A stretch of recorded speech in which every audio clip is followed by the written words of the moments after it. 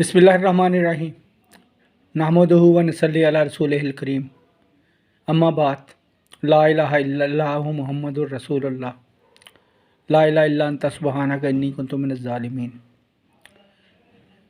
प्यारे भाइयों, 7 तारीख को जो केस लगा था उसकी प्रोसीडिंग मैंने बताई थी कि जज साहबा ने दोनों का मौक़िफ़ सुनना है, इनकी कैलकुलेशंस का जायज़ा लेना है, तो उसके बाद फ़ैसला करना है कि किसका मौक़िफ़ सही है।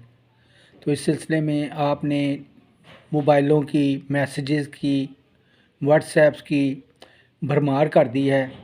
तो ऐसा लगता है जैसे आप लोगों को ज़फ़र साहब से भी और जो 21 साथी हैं जिन्होंने ये बुनियादी केस जीत रखा है, उनसे भी ज़्यादा जल्दी है कि आपके अकाउंट्स में पैसे आ जाएं, बाकी जो हो देखा जाएगा। तो प्यारे भाई, ऐसा नहीं करते। आपको बार बार तसल्ली दे रहा हूँ, मुझे नहीं समझ आती कि आपको कैसे मुतमईन करें। 14 तारीख है उस केस में। 14 को मेरा ख़्याल है कि बैंक और ज़फ़र साहब जो हैं वो कोर्ट के सामने पेश होंगे। तो जज साहबा जो कोई तफसील लेना चाहेंगी इनसे दोनों से मिल के ले लेंगी और उसके बाद फ़ैसला करेंगी कि किसका मौक़िफ़ सही है। बात बड़ी सीधी सी मैंने आपको बताई, साफ सी बताई कि ये एग्जीक्यूशन कोर्ट है।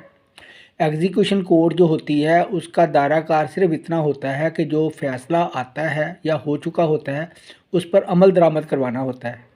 मैं बारहा आप लोगों को बता चुका हूँ कि पेशावर हाई कोर्ट ने फ़ैसला ये दिया था कि जितने भी पेंशनर हैं ये 22, ये अपनी रिटायरमेंट की तारीख़ के हिसाब से और उस तारीख़ को जितनी इनकी बेसिक थी उसके हिसाब से उनकी मुद्दत मुलाजमत जितनी बनती है उस डेट को, और पेंशन का रेट जो उन सालों का बनता है प्रिवेलिंग, उसके मुताबिक जो है वो पेंशन लेने के हकदार हैं।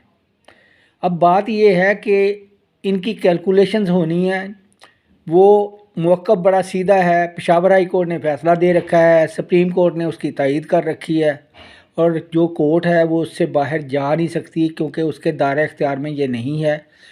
कोर्ट के इख्तियार में सिर्फ इतना ही है कि वो जो फ़ैसला है उसको मनोअन उस पर अमल दरामद करवाया जाए।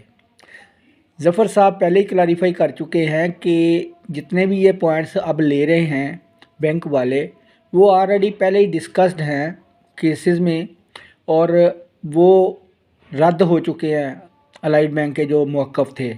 अब फ़ैसला क्लियर है, फ़ैसले से बाहर कोर्ट जा नहीं सकती। एग्जीक्यूशन कोर्ट है तो मासवाए पेमेंट की और कोई बहाल नहीं होना। अब इसके लिए जब ज़फ़र साहब को और 21 साथियों को पेमेंट होगी तो आप लोगों की बारी आएगी, फिर उसके बाद हम अगला लाया अमल इख्तियार करेंगे। लेकिन इतना वसूख से कहता हूँ कि इन साथियों को जब पेमेंट हो जाएगी तो हम लोग हकदार हो जाएंगे। बाकी उसके बाद हम क्या इख्तियार करेंगे, अगर तो बैंक सीधे तरीके से आएगा तब ठीक है, नहीं आएगा तो हम उसके लिए जो स्ट्रेटजी है हम उसको पहले क्यों ज़ाहिर करें, इंतज़ार करें, अल्लाह खैर करेगा। अभी आप दोस्तों को ये कहा है ना कि मैंने आप सिर्फ दुआओं पे इन्हिसार करें।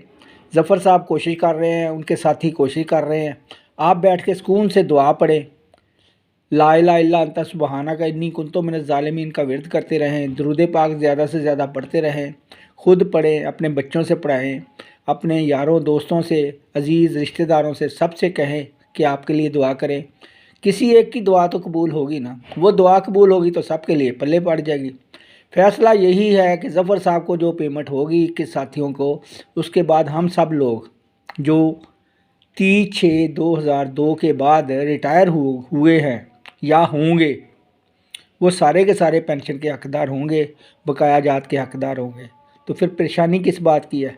आपको दुआओं का कहा है वो करते रहें, बाकी ज़फ़र साहब पे और उनकी टीम पे छोड़ दें।